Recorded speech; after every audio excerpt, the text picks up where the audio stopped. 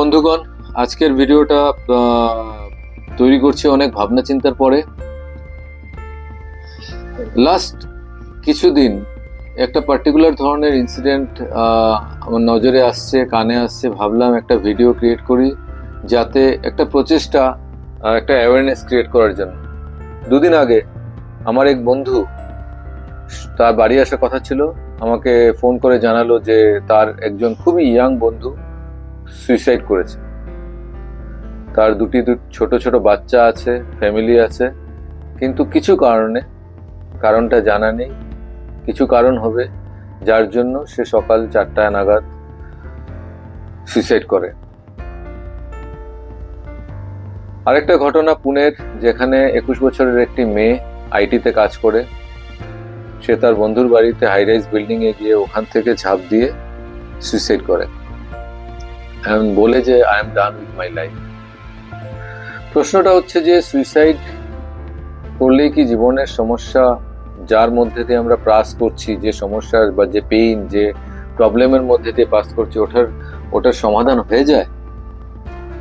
আমাদের প্রবলেমটা হচ্ছে যে আমরা জীবন সম্বন্ধে খুবই ছোট ধারণা রাখি, যার জন্য জীবনে প্রবলেম আসলে সেটা সম্বন্ধে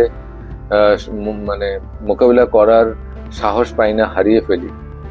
আমি এই ব্যাপারে কিছুটা খোঁজাখুঁজি করার পরে কিছু বই, কিছু আধ্যাত্মিক পুরুষের যারা অলরেডি জীবন সম্বন্ধে জানার চেষ্টা করেছেন, তাদের বই পড়ে জানার চেষ্টা করেছি।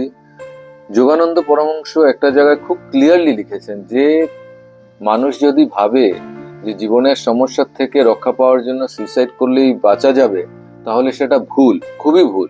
কেননা যে মানসিক অবস্থা, যে শক্তিপুঞ্জ আমাদের মনের মধ্যে, যে মন তো একটা শক্তির আকর, তো যে সময়টা, যে শক্তিপুঞ্জ বা যে মানসিক আকারটা নিয়ে আমরা সুইসাইড করছি, ভাবছি যে এটা থেকে সুইসাইড করলে মুক্তি পেয়ে যাব, এটা ভুল। কেন?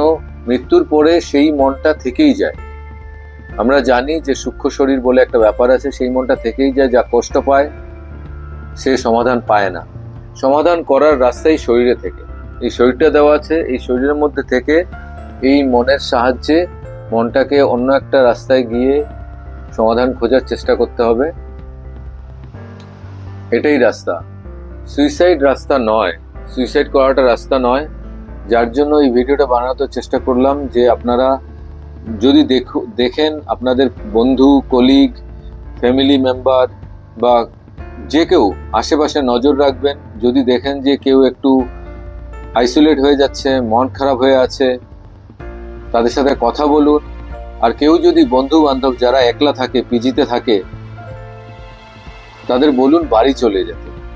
বাড়ি মা বাবার সাথে বা ফ্যামিলি মেম্বার সাথে থাকলে তারা কিছুটা ভরসা পাবেন, মন খুলে কথা বলতে পারবেন।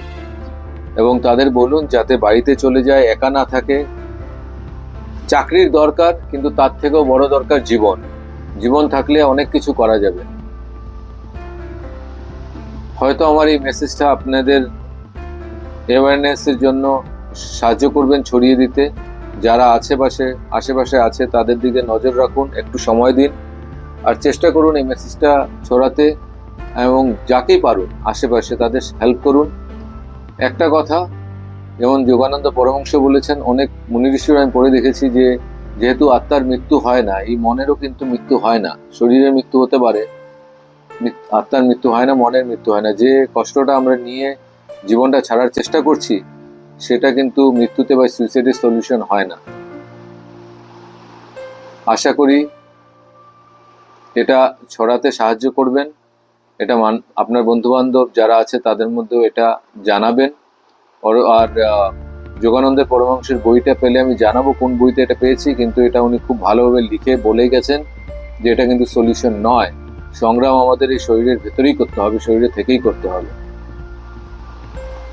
সবাই ভালো থাকবেন, এই অ্যাওয়ারনেসটি ক্রিয়েট করুন, আর সবাই ভালো থাকুন। Thank you.